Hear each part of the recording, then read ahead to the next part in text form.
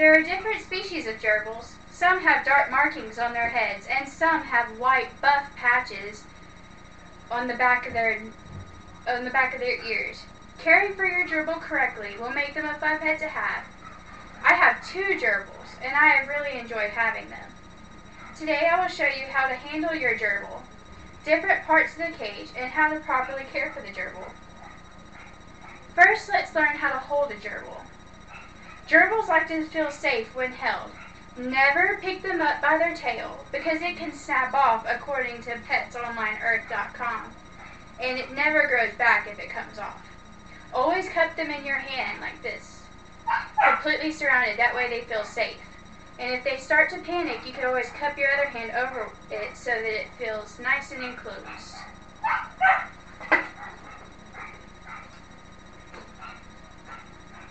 Now you know how to handle a gerbil, let's learn parts of the cage and accessories.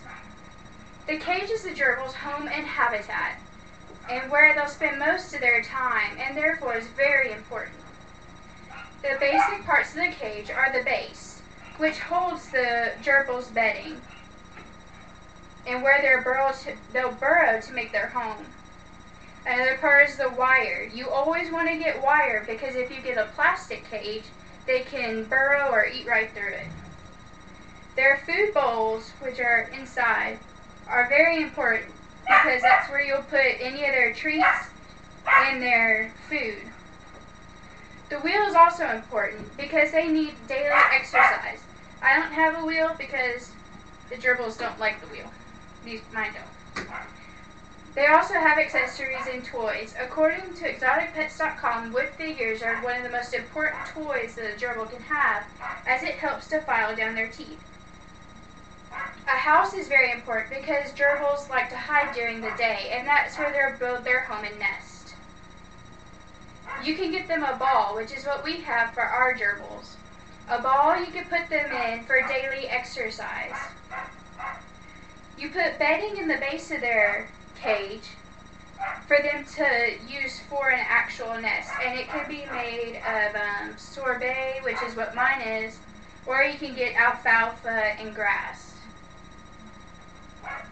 Now you know the parts of a cage and how to hold your gerbil, but the care of the gerbil is also very important.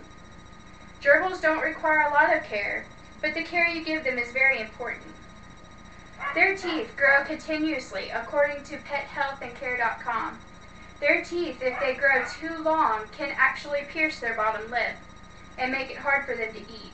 That is why wood toys for them to chew on is so important. The key to a healthy gerbil is to look for glossy and sleek fur, never ruffled, and to look for clear eyes.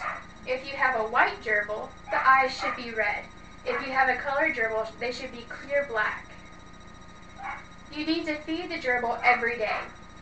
Even if there's food left in their bowl, after the day is done, you need to take it out and replace it.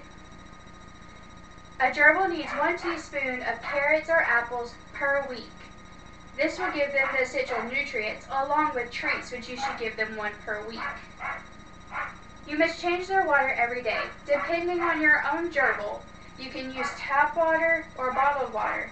My gerbils will only drink bottled water. Gerbils are actually very, very clean animals, even though most people don't think so. Keeping sand inside their cage allows them to bathe in it and allows their fur to stay nice and sleek and smooth. Today you learned a lot about the care of the gerbil, how to hold them, and the different parts of their cage. When buying gerbils, make sure you have time to play with these very social creatures and the money to care for them. Gerbils are great pets that are just very misunderstood. With the right care from loving individuals, they could be the new man's best friend.